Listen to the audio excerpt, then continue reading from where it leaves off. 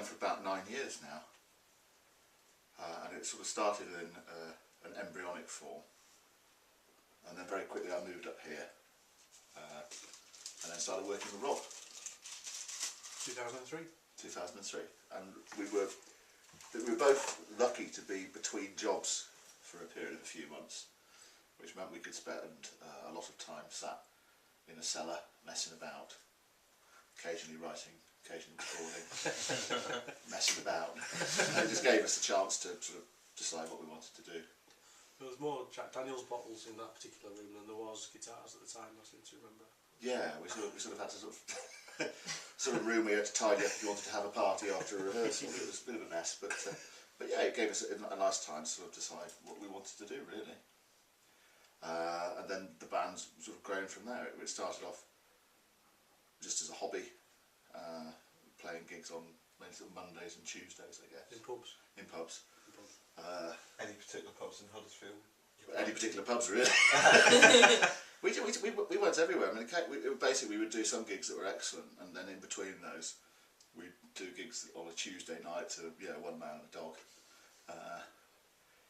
Which, okay, it was frustrating, but it does actually... There were a few that didn't even have that many in. Yeah, exactly. Dog used to walk out halfway through. But it gave us such a strength as a band in terms of performance.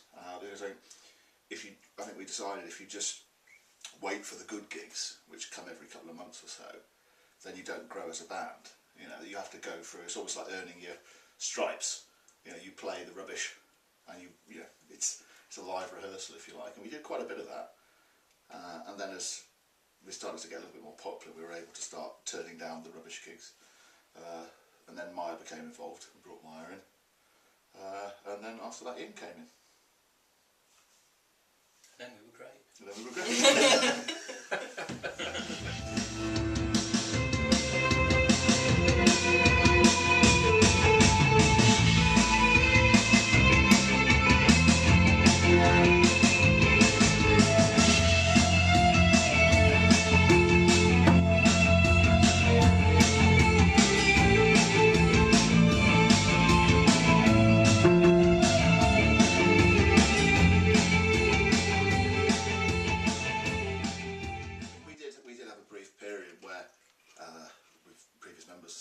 We start to have a few problems, and it does get like that where people are not being generous, and I think when relationships deteriorate, everybody becomes guilty of it. To be fair, you can't just blame it on one person.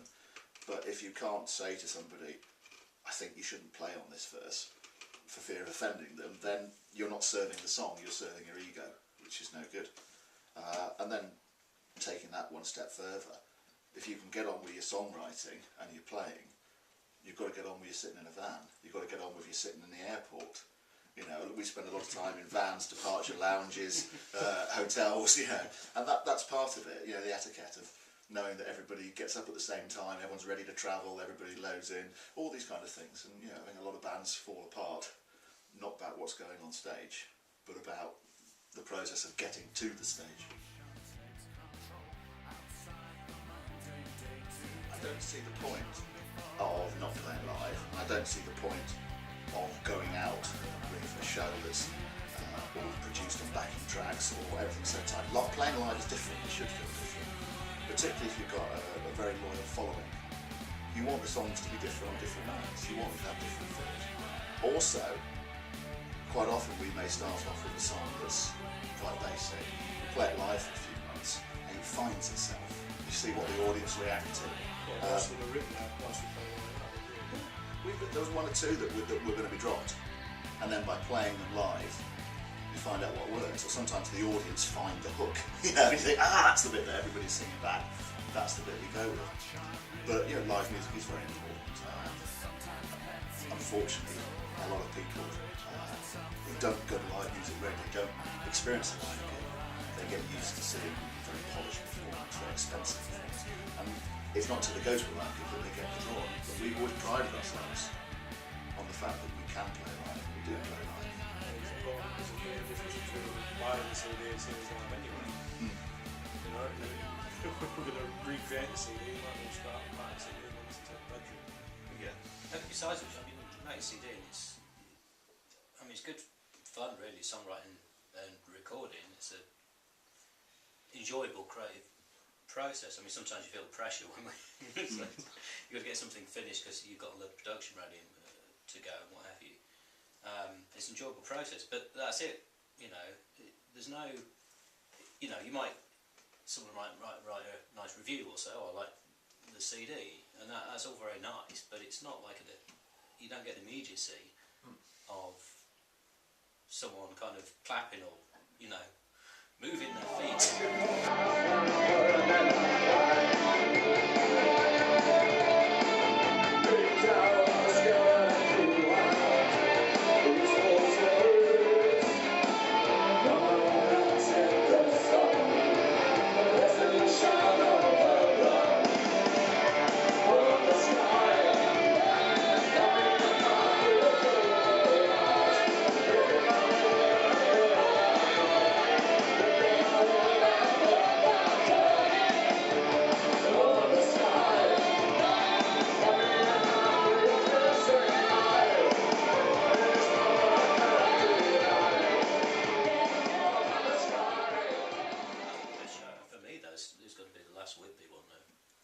In terms of everything coming together as a band, it was the right appearance, the right venue, the right crowd. Yeah. The band were as tight as you could possibly be, because I mean we've been gigging so much up to that point that you know, we were really tight. Ed came on to do the fiddle parts, so you know, it was even more live. We had the Rhombus. Yeah, we had a little backing choir, and Anne-Marie Hurst came on as well, and it was just, I mean, it was pitch perfect, wasn't it? It was, you know, it's just one of those things. It's like when you're playing at a festival, and you know there's a potential audience of 1,000, 1,200 people, and then you look up and realise at least over 1,000 people are in the room watching you. You're doing really well, because people drift in and drift out, and it was just one of those shows where we planned it because we knew that it would be tight for time, so we started off with just the four of us, and then we added guests getting bigger and bigger, and as the show got bigger and bigger, the crowd got bigger and bigger, and the noise got bigger and bigger, and it literally got to a point where it couldn't get any bigger, and we got off the stage.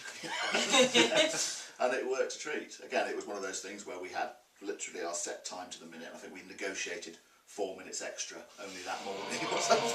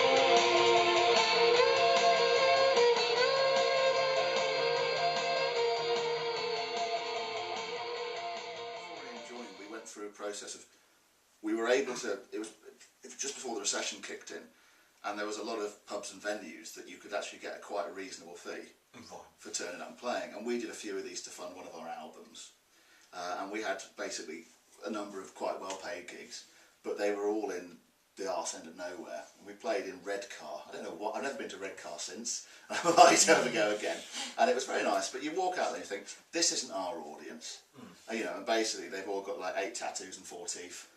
I'm sure there's some lovely people there, but they're behind the people with 8 tattoos and 4 teeth. And we think, none of these people know who we are, they've got no clue. So we played our best, and then suddenly these people start nodding along. It could have been DTs, I don't know, but I think they were. And we thought, all right, we're coming through to this. Then suddenly the whole front row starts a fight. So Maya takes a little step back, and I'm thinking, well, if I just turn my bass that way, I think that'll stop myself getting knocked over. The fight breaks up. everybody leaves. And we said, right. So we played the first half of our set to a full pub, and we played the second half of our set to broken furniture and about 20 people looking a little bit shell-shocked. But we got paid. We still got paid. We got paid and we got out.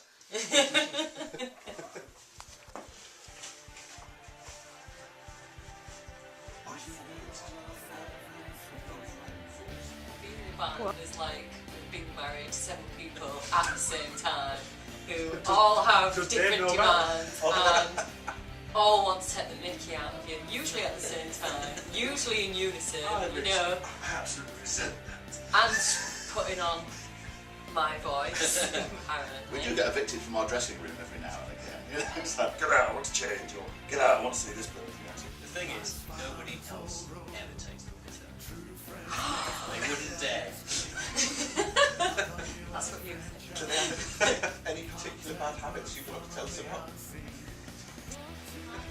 Well, these two do my voice all the time. Ian's not too bad. He has started joining in a little bit more Ian than tells I us like. to do your voice all the But time. at least he Ian doesn't do orchestrates the it, voice. also takes the credit. And I do appreciate Carrie's input, especially with us going into Europe.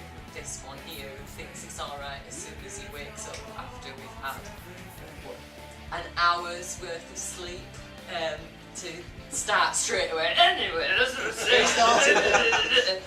Well, we agree. And Carrie said, "Shut up, Ed." It does actually sound like that, that's the thing. We agreed in a Berlin train station that every morning, if we're away, that Myra's allowed 3 hours where we don't speak to her, we don't take a mickey, and when she's ready, she'll just give us a little signal and then we can carry on. Because He's like a child, though. He's like a child. It was him! Can I take the mickey out of you now? Have you had enough time now? Are we allowed to pick on you now? I woke up in my bed, all it was Pack it in, Rob, for fuck's sake. you know, Really not on. you know. But I thought what was really funny though was after that morning when Carrie had told Ed off, Rob said he was going to try and be nice to me for the whole day. He lasted. I think we walked out of the room and by the time we got to the elevator the voice was back and he was being insulted. What, 10 paces was it or something? And then I remember trying to defend myself. I was being nice to you. You weren't at all. Bastard.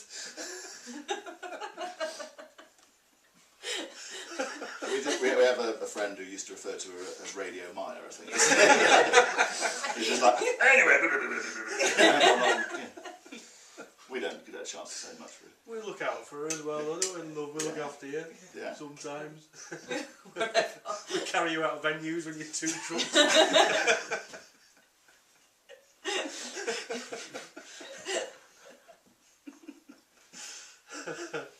What was the second question? So that's more representative of what we like. This is why we only spent 10 minutes writing and 4 hours teaching around.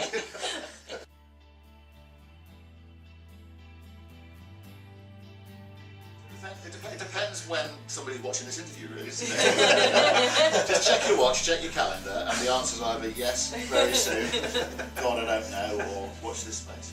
We're on.